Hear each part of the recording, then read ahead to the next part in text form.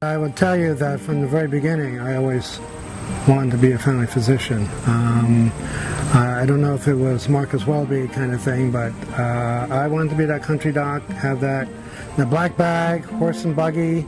I thought that would be the cat's meow. As a family physician working in a rural hospital, you basically do everything, including intensive care work, critical care, and outpatient medicine. And OB was, it was hard to do it all. I mean, basically being on call and being up all night with a delivery, and then the next day having to take care of a critical care patient. You have to choose. You can't do it all. Working in rural Maine, with the collapse of the independent practices, it's very isolating, more so now.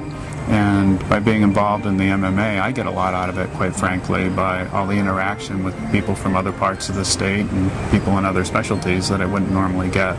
So I've actually gained a lot myself from it.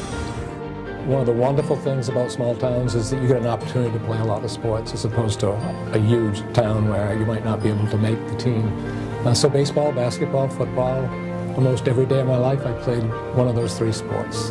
When you play sports, you become very aware of the fact that you depend on other people for your success, not only yourself, but others. It's a great team building. It's be able to support other people, to get along with other people, to get other opinions that might be a little bit different than yours, and to hear from everybody. Now I think it's great training. When people are talking about team building now, I think if you've played sports and things, you understand what they're talking about, and I think it's very helpful. When we do well as a team, our patients do well. So there is a growing field for really looking at standardizing education, which I think is really important, because currently the way I might teach a new nurse to do something might be a little bit different than another nurse does. And so the great thing about simulation is that there's a standardized sort of approach to what we do, and it's standard from one learner to the next learner, and should be standard from one faculty to another. In general, the main track itself has had an impact across the state by energizing physicians and their office practices, their staff. People are just really excited to be a part of teaching the future of our healthcare providers. You have to understand as well that I think the type of medical student and how students learn has changed. I was recently at a graduate course where I was sitting in a lecture hall with people much younger than me, and I was the only person there taking notes on a notepad. Everybody else was typing or using their iPad.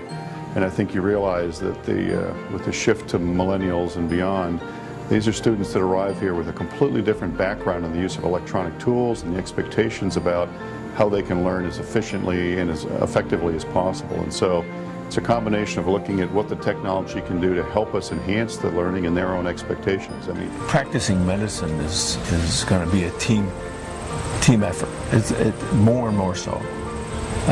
And I think that the continuum of care that you just talked about a while ago, and that we espouse as family docs, can be better served by having teams. Extraordinary and exciting and thrilling and difficult part of being a doctor is the privilege of sharing. There's an intimacy that your doctor shares with his patients. The doctor sometimes will know at the end of an hour something about you that two other human beings know. And that's an incredible privilege to have that entree into another human being's life.